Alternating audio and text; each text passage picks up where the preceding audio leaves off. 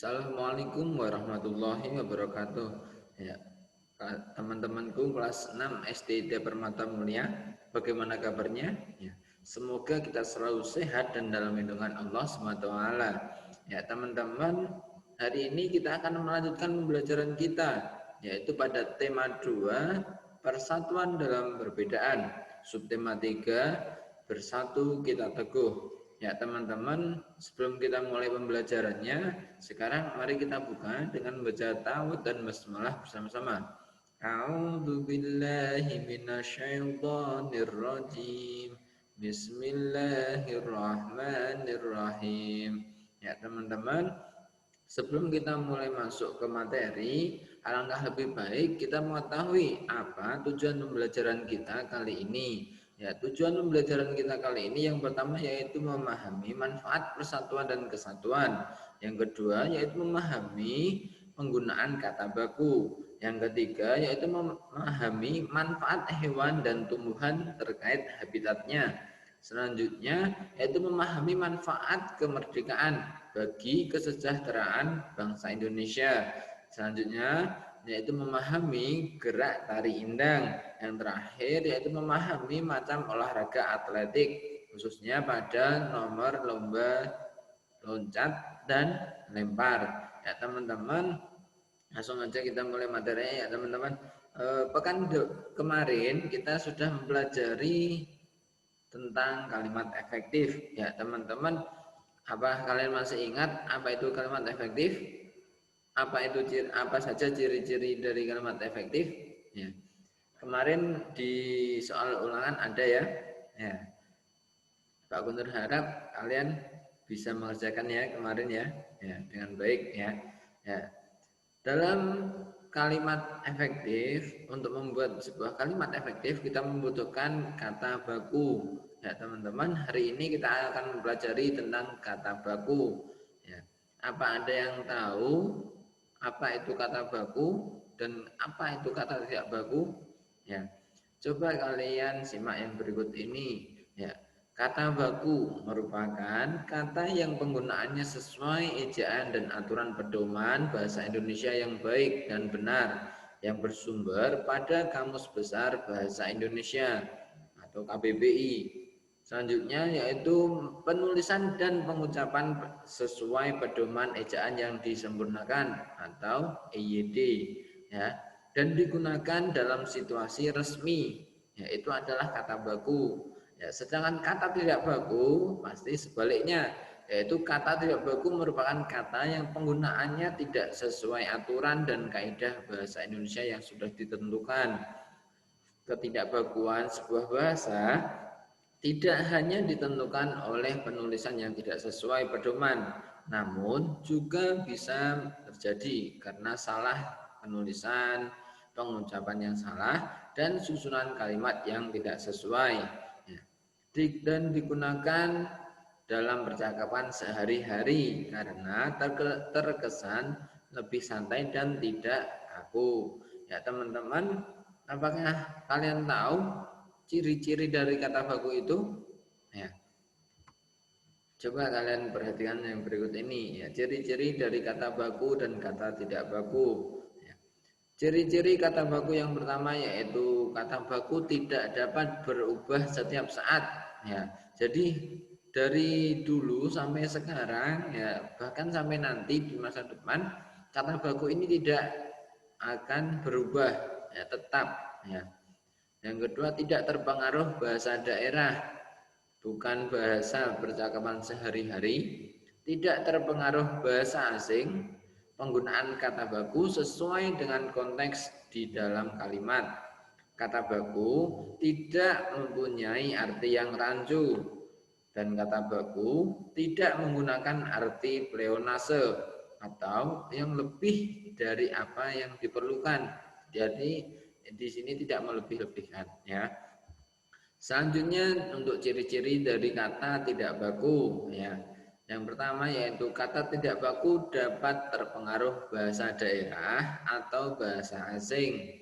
Kata tidak baku dapat terpengaruh oleh perkembangan zaman. Berarti seiring berjalannya waktu, kata baku ini ya bisa berubah atau bertambah malah ya. Selanjutnya juga kata tidak baku digunakan pada percakapan yang santai. Dan kata tidak baku dapat dibuat oleh siapa saja sesuai keinginannya. Ya, teman-teman, itu adalah ciri-ciri dari kata tidak baku dan kata baku. Dan tadi kalian sudah mengetahui ya apa pengertiannya ya dan penggunaannya. Ya, teman-teman, setelah ini Pak Guntur akan menampilkan paragraf mengenai ya paragraf ya di mana nanti silahkan kalian cari kata tidak baku yang ada di paragraf tersebut, sekaligus cari juga kata baku yang harusnya dipakai.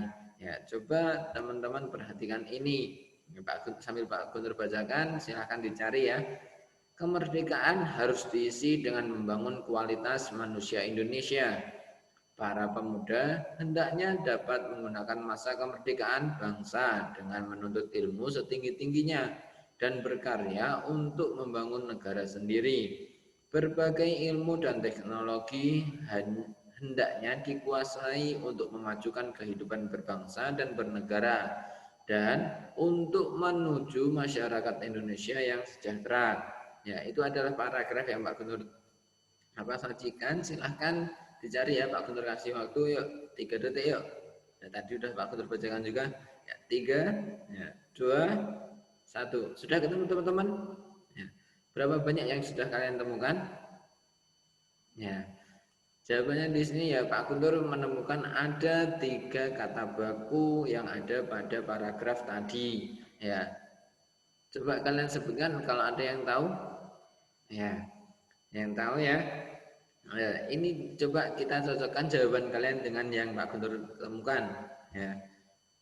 Kata tidak baku yang ada yaitu yang pertama ada penulisan kualitas ya, dan penulisan teknologi dan penulisan sejahtera ya. Sedangkan untuk penulisan kata baku yang benar yaitu kualitas menggunakan huruf U bukan huruf W. Sedangkan teknologi ya, teknologi tanpa huruf H berarti teknologi ya. Terus kata baku dari sejahtera ya, sejahtera habis T ada E nya ya, bukan tra ya, berarti sejahtera ya. Itu adalah kata tidak baku dan kata baku yang ada pada paragraf tadi ya teman-teman. Apakah kalian sudah tahu contoh lain dari kata tidak baku dan kata yang baku? Ya. Coba ayo kita pelajari bersama-sama. Coba kalian perhatikan. Ya. Ada beberapa kata tidak baku yang Pak Guntur tampilkan di sini, ya teman-teman. Sekaligus di situ juga ada kata bakunya. Pak Guntur sebutkan ya. Di sini ada kata tidak bakunya yaitu praktek menggunakan huruf E, ya praktek. Kata yang baku yang seharusnya yaitu praktik menggunakan huruf I ya. Dalam penulisan yang benar seperti itu. Selanjutnya ada apotik ya. Ya, apotik tempat kita membeli obat itu ya. Apotik ya, desain kata apotik ini ya yang harusnya ya yang sesuai yang biasanya kita tahu kan apotik biasa pakai huruf I. Tapi kata yang baku yang seharusnya yaitu apotek menggunakan huruf E ya. Selanjutnya ada antri ya. Penulisan yang benar bukan dengan huruf I tapi dengan huruf E. Selanjutnya ada atlet, penulisannya masih sama ya, tanpa tidak menggunakan huruf I tapi menggunakan huruf E. Selanjutnya ada ijazah ya. Ijazah di sini yang benar penggunaannya bukan huruf S tapi huruf Z. Selanjutnya ada izin ya. Penggunaan yang benar yaitu izin menggunakan huruf Z ya. Terus ada memperhatikan ya. Nah, ini adalah salah satu kalimat ya, memperhatikan ya. Kalimat ya, kata yang baku ya, kata bakunya yaitu memerhatikan ya. Selanjutnya ada nasihat ya. Nasihat itu kata tidak baku ya. Dan kata yang baku yaitu nasihat dengan huruf I ya. Selanjutnya ada kwitansi ya. sama dengan kualitas tadi, yaitu penulisannya dengan huruf U bukan huruf W. Ya teman-teman, itu adalah contoh kata baku dan kata tidak baku yang Kak Guntur tampilkan untuk kalian. Ya teman-teman, setelah proklamasi kemerdekaan, bangsa Indonesia menjadi bangsa yang merdeka. Ya, merdeka dari segala penjajahan. Setiap warga negara berhak untuk menikmati kemerdekaan tersebut. Jadi, teman-teman, apakah kalian tahu apa manfaat kemerdekaan bagi bangsa Indonesia? Ya, kita akan membahas tentang manfaat kemerdekaan bagi bangsa Indonesia. Yuk kita pelajari bersama-sama. Ya, manfaat kemerdekaan bagi bangsa Indonesia dikategorikan menjadi tiga ya di sini. Pak Kutu tampilkan menjadi tiga. Yang pertama yaitu di dunia pendidikan, yang kedua bidang ekonomi, bidang sosial, dan yang ketiga yaitu bidang ekonomi. Kita bahas satu persatu. Yang pertama yaitu bidang pendidikan. Ya, pada masa penjajahan dulu, pendidikan hanya dimiliki oleh kaum bangsawan dan hanya kaum laki-laki yang berhak memperoleh pendidikan. Setelah merdeka, ya, seluruh rakyat Indonesia berhak memperoleh pendidikan yang layak. Jadi kita semua sebagai warga Indonesia, ya rakyat Indonesia patut bersyukur ya karena para pejuang telah memperjuangkan kemerdekaan sehingga kita semua bisa memperoleh pendidikan yang layak. Ya, sekarang ini selanjutnya yaitu di bidang sosial. Ya, setelah merdeka, setiap rakyat Indonesia memiliki hak dan kewajiban yang sama. Tidak ada lagi pengelompokan rakyat seperti pada masa penjajahan. Setiap suku memiliki derajat yang sama. Keberagaman pun mulai terlihat sebagai budaya bangsa yang perlu dijaga dan dilestarikan. Ya, itu adalah di bidang sosial. Selanjutnya kita masuk pada bidang ekonomi. Ya, sebelum merdeka, bangsa Indonesia ya rakyat Indonesia sebagian ya hidup dalam perekonomian yang sulit. Kebijakan yang diberikan para penjajah sangat memberatkan dan menyengsarakan rakyat, seperti tanam paksa, kerja rodi, dan romusa. Ya, setelah Indonesia merdeka, perekonomian berhasil dikuasai oleh negara. Ya, pemerintah mulai memperbaiki perekonomian bangsa Indonesia. Rakyat Indonesia dibebaskan melakukan kegiatan ekonomi untuk meningkatkan kesejahteraannya. Ya, teman-teman, seperti yang kita ketahui ya, di awal masa kemerdekaan, kesejahteraan negara kita masih belum stabil. Ya. Oleh karena itu, diperlukan upaya-upaya guna meningkatkan kesejahteraan bagi bangsa kita. Ya.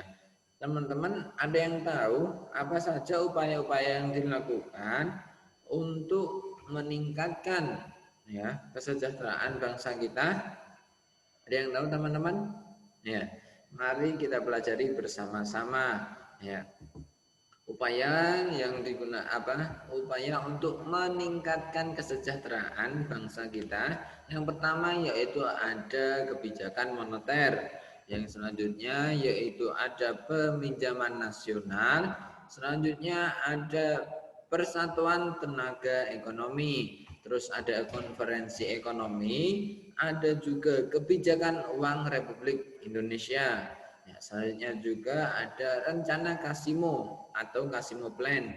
Ya, selanjutnya yang terakhir yaitu pembentukan Badan Perancang Ekonomi. Ya, teman-teman, itu adalah upaya-upaya yang dilakukan oleh orang dahulu ya, para pejuang ya guna meningkatkan ya kesejahteraan bangsa kita ya. Teman-teman, menjaga persatuan dan kesatuan ya. Menjaga persatuan dan kesatuan adalah kewajiban bagi kita semua ya sebagai rakyat Indonesia. Begitu juga dengan manusia, dengan alam sekitarnya ya teman-teman. Ya. Manusia harus menyatu dengan alam agar dapat memberikan manfaat bagi seluruh rakyat Indonesia, bagi kita semua. Ya, nah teman-teman, apa kalian tahu apa saja manfaat hewan dan tumbuhan bagi kita? Ya, kita pelajari bersama-sama, yaitu manfaat hewan bagi manusia. Ya. Yang pertama yaitu sebagai bahan makanan, ya, bahan pangan. Ya. Yang kedua yaitu sebagai bahan sandang, sebagai pakaian, ya. Selanjutnya yaitu sebagai bahan kerajinan. Selanjutnya juga penghasil pupuk organik, ya, untuk pertanian, ya. Selanjutnya yang terakhir yaitu sebagai penghasil tenaga, ya, seperti kuda, sapi yang kita ambil tenaganya juga, ya teman-teman. Selanjutnya yaitu manfaat dari tumbuhan. Ada 7. Yang pertama sebagai bahan makanan, bahan sandang, ya, bahan bangunan, terus juga ada bahan obat, terus bahan baku industri, bahan berwarna alami, dan menjaga kualitas air yang ada di sekitar kita.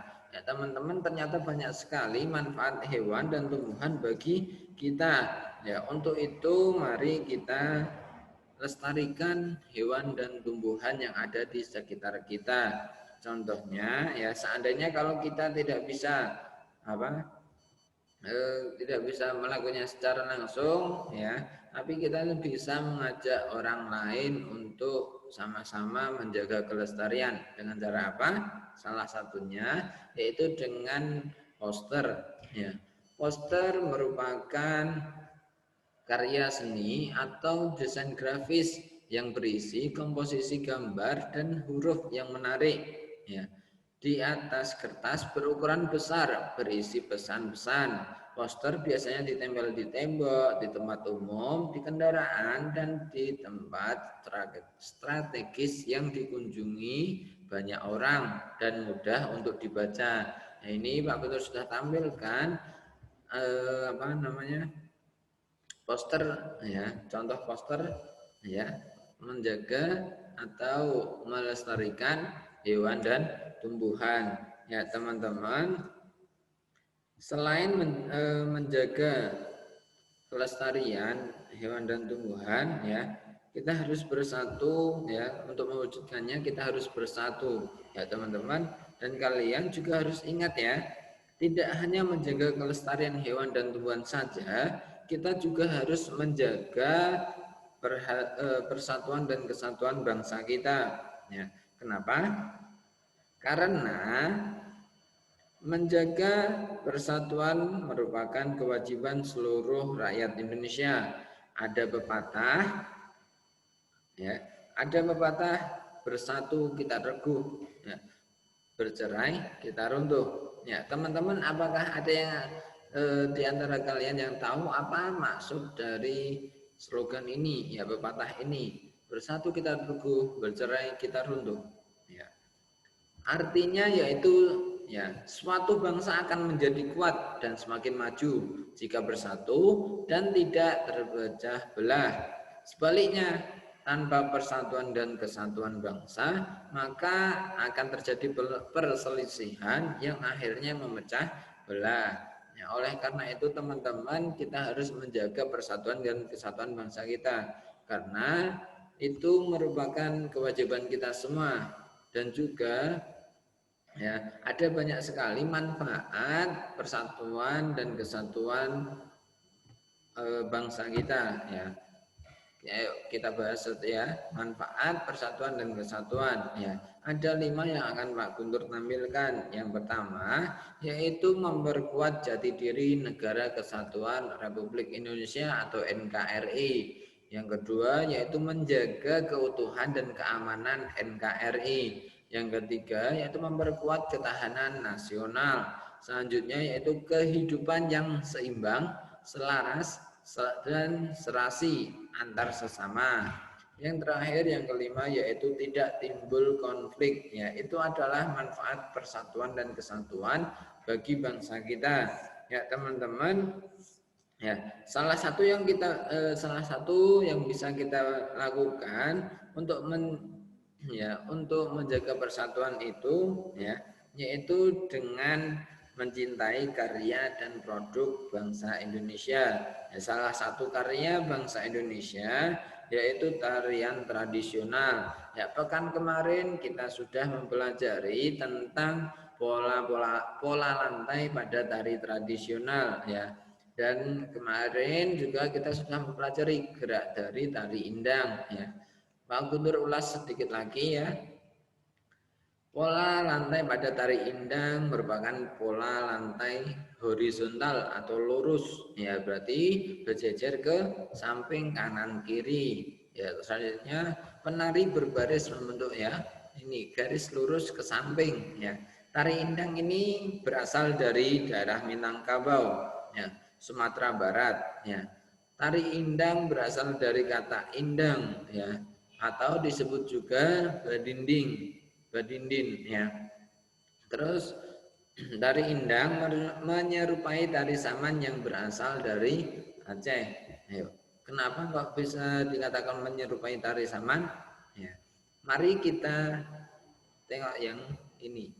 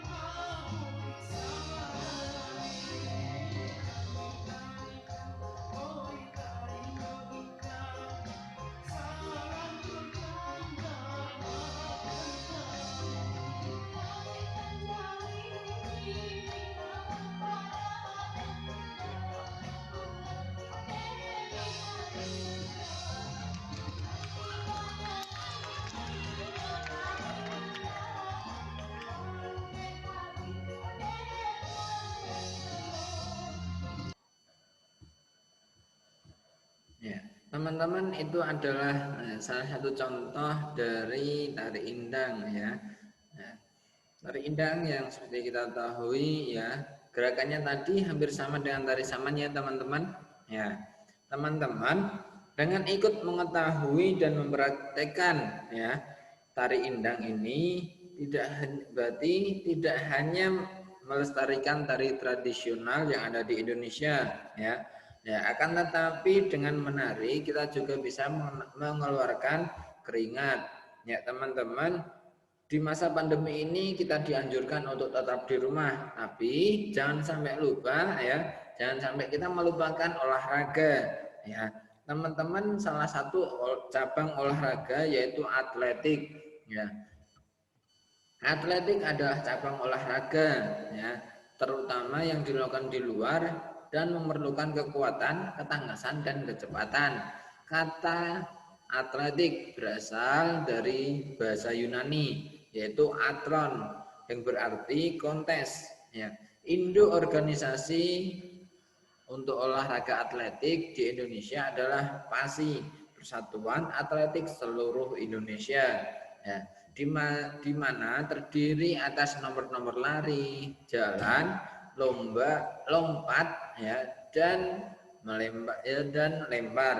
Ya teman-teman, pada 2 pembelajaran yang lalu kita sudah mempelajari olahraga atletik yaitu pada nomor jalan dan lari. Ya, sekarang kita akan membahas lompat dan lempar. Yang pertama yaitu yang kita bahas yaitu tentang lompat. Ya, teman-teman, ya, apa kalian tahu? Ya, ternyata lompat dengan loncat itu berbeda ya teman-teman. Ya, ada yang tahu perbedaannya? Ya, beda antara lompat dan loncat, yaitu bedanya adalah kaki tumbuhan sebelum bertolak dan mendorong ke udara.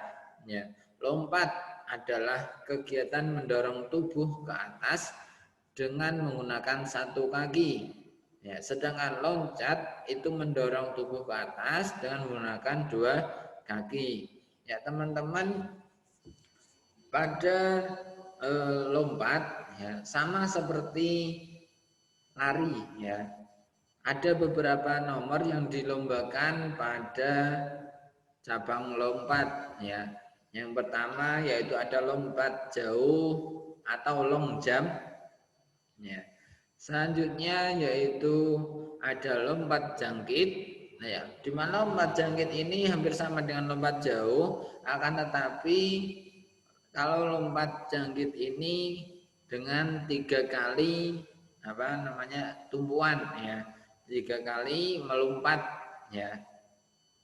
Ya seperti namanya saja sendiri yaitu triple jump ya. Silahkan kalau kalian masih penasaran tentang lompat jangkit ya dengan lompat jauh apa bedanya, silahkan nanti coba kalian tonton di kalian cari di internet ya, atau juga cari di YouTube. Nanti di situ ada video yang langsung jelas apa perbedaannya.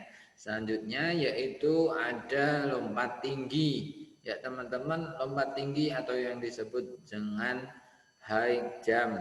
Ya, high jump di sini yaitu nanti akan disediakan sebuah tiang ya, palangan, nanti kalian diminta untuk melompatinya tanpa menyentuhnya ya.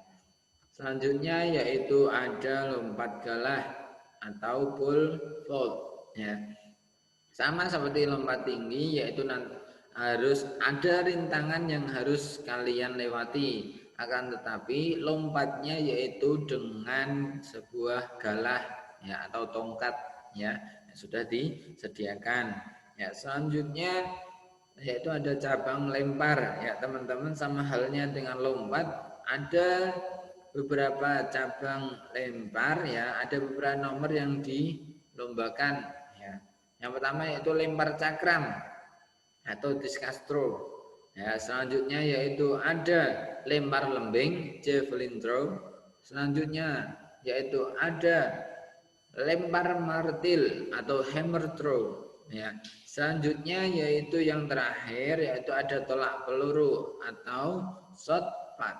Ya, shot put. Ya, ya teman-teman, itu adalah beberapa ya cabang lomba atletik ya, cabang atletik ya, yang berarti sejak pertemuan pertama ya, sejak pembelajaran pertama pada tema 2 ya, olahraga yang ada yaitu ada jalan, lari, terus tadi ada lompat dan lempar, itu merupakan dari cabang atletik ya teman-teman.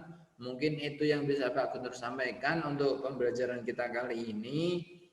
Ya, silahkan teman-teman pelajari lebih dalam lagi ya, tidak hanya dari video ini saja, tapi silahkan kalian tengok pada kalian baca-baca lagi pada buku, dan jangan lupa untuk terus menambah ilmu kalian, tidak hanya dari video dan buku paket yang ada, tapi kalian juga bisa mencari informasi lebih dalam lagi dan lebih luas lagi melalui internet ya. Jadi kalian bisa memanfaatkan handphone ya dan internet yang sudah disediakan ya untuk hal-hal yang positif dan berguna. Ya teman-teman, sekian dari Pak Guntur untuk video pembelajaran kita kali ini. Selamat belajar ya. Jangan lupa terus semangat ya di rumah, jaga kesehatan ya, dan jangan lupa untuk untuk belajar dengan giat ya, walaupun tidak bertemu langsung dengan guru, tapi ini bisa memacu motivasi kalian ya. Mungkin ya teman-teman, mungkin itu yang dari Pak Guntur. Ucapkan terima kasih ya. Mari kita tutup dengan baca hamdalah. Alhamdulillahirabbil alamin. Ya, sekian dari Pak Guntur. Pak Guntur ucapkan terima kasih. Wassalamualaikum warahmatullahi wabarakatuh.